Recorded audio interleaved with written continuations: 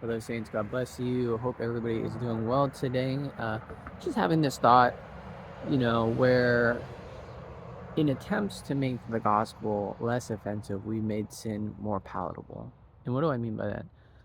Right? So, the gospel, when it is salty, right? When we are full of salt and full of light, we become offensive to darkness, right? Because it says, be not partakers in the unfruitful works of darkness, rather reprove them. So if we're walking well with Christ, we are going to naturally reprove darkness, right? We're going to shun it. We're going to be like, hey, I don't want anything to do with that. That's not right, guys. I'm not part of that gospel. I'm not part of that slander against my coworker. I'm not part of these evil deeds. Rather, I'm going to, speak my truth and remove myself, right? But so many Christians fall into the trap of lukewarmness, right? Well, I'm not going to, say anything. I don't want to, ruffle feathers. And, I understand we're to make peace with all men, right? We're to make peace with everybody. But there's parts that we're called to, um, not be bystanders to evil, right? Because in not saying anything, we partake in the deed, right? No action is an action. We have to remember that um, you know, you not saying anything to the evil going on in your workplace is taking part in a child of God, right? So it's like, in as children of God, as redeemed, right? As God's chosen and beloved, we, right, are held at a higher standard. We are held more accountable because you know the truth, right? You know that God is real and that we will all give an account, right? We all give an account to God when this whole thing wraps up, and we know life is short, right? It says it's but a vapor. It's passing quickly, folks, um, and so we can't shrink back against people's criticisms or disapprovals, or not feeling included, right? Because that's right. We can't be conformed to a world that lives in lies, and speak truth. It's just right, because even Paul says, how can unbelievers have fellowship with believers? What communion has light with darkness, and demons and devils with God and his angels? They don't mix, right? We don't mix. We're not of the same kingdom. We are literally transferred into a brand new kingdom when we come to Christ. We are of a different world. We're not of this world. This world is Satan's. This world has been given over to sin. And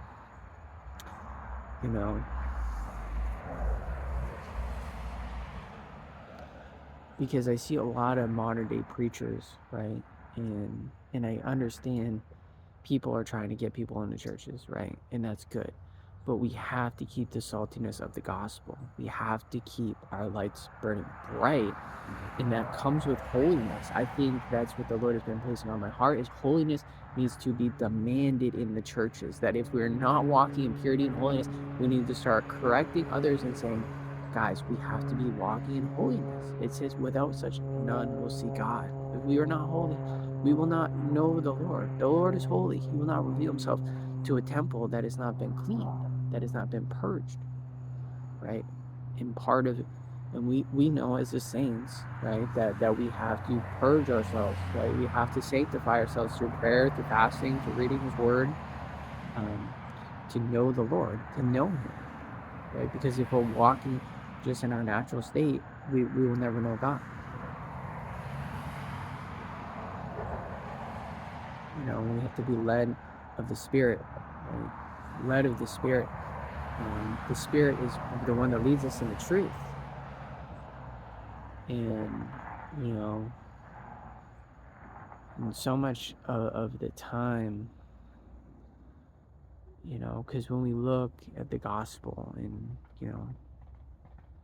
Jesus talking about, mortifying your members that cause you to sin.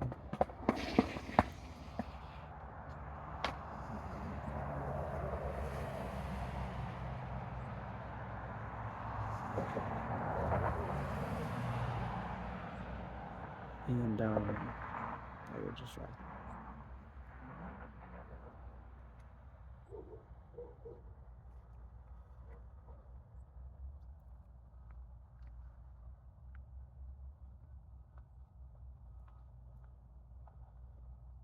Right. Like I think, we shouldn't, Paul says don't return to the beggarly elements in which you once walked, right? So it's like accepting these mindsets of, oh, we're always going to sin, we're always fall back into sin. These are returning to the beggarly elements. These are things God has given us a victory, right? And He said He's made us a royal priesthood, right? So in the eyes of God, child of God, you are royalty, right? You're transferred into God's royal kingdom, right? You're His prized possession. He has claimed you as His own, right? And He's never taking that back. He's never saying, "Oh, well, I made a mistake." That's never going to happen, child of God. You're firmly His, but we have to walk as the elected, right?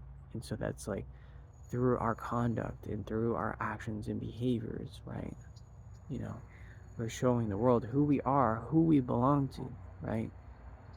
How do we know a Christian is by his fruits, and right, we're gonna act. He says, right, if you do good unto others and you bless them and you feed them, even when they hate you, then you will be like your Father in heaven. So it's like, I feel like so much, like the gospel is not a passive message. It's not like a one and done. It's a life well lived in the Lord. And not to say that our works justify salvation, but it's rather more so of our works prove our faith. Our works prove where our heart is. Our works prove that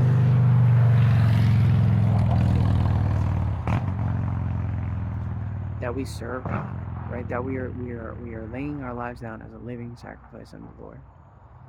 And it's loving not just in word only, but in deed and in truth, as it says, as the Apostle John says, right? But I hope this encourages somebody, and God bless.